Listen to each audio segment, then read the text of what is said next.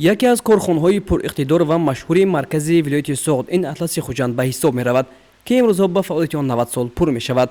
این کارگاه هنوز در دوران شوروی زینه به زینه بنیاد گشته دارای اقتداری وسیع استحصالی میباشد. این زمان است کارگاه فعالیت نظررس دارد. کارخانه مذکور در مساحت 7 گکتار بنیاد شده. در اینجا اساساً محصولات ابریشمی از قبیل متای اطلس استحصال کرده می شود. این کارخانه که در گذشته بازار تاجیکستان و منطقه را با متای خوشصفت اطلس تامین میکرد، یک مدت یعنی تا سال 2005 با اقتداری پررشت فعالیت نداشت و از همان سال اینجوری با دستگیری و توجه بی‌واسطه پیشوای ملت محترم امامعلی رحمان دوباره برقرار کرده شده در اینجا استحصال اطلس و ادرس راه‌اندازی گردید. اساسی کارخانه برای رونق و رواج یافتنش این اشیاء خام ابریشمی میباشد.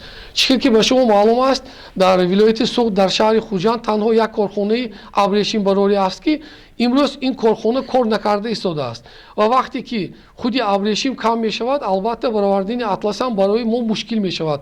لیکن نوبسته است همین ما کوشش و خیرات کرده ایستاده از دیگه گویا که دولت ها همین ابریشمی برای اطلس براری رو آورده اجرایش نقشه های خود رو اجرا کرده ایستاده ایم که اگر مثال نقشه کاری 2019-2020 باشد اگر 2020 کارخانه نقشه عهدهداری خود رو با 104% اجرا کرد که این هم برای پیشرفت همین کارخانه یک تکانی خوب بود.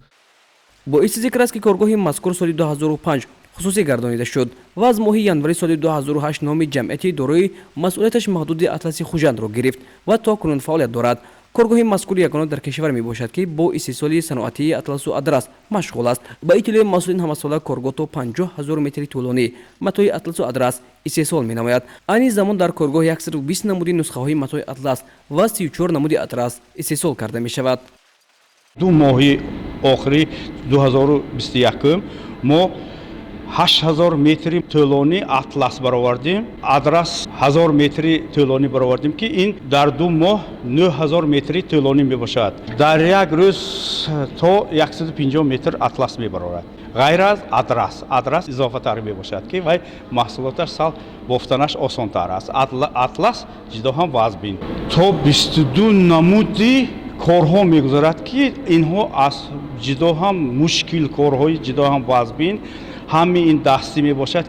امروزها در کارگاه اطلس خوجند بیش از 50 نفر با جای کاری دائمی تامین می باشند.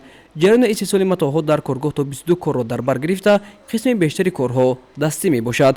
شادی جمعیف ابربند می باشد و از سال 1984 این جانب در این کارخانه فعالیت دارد.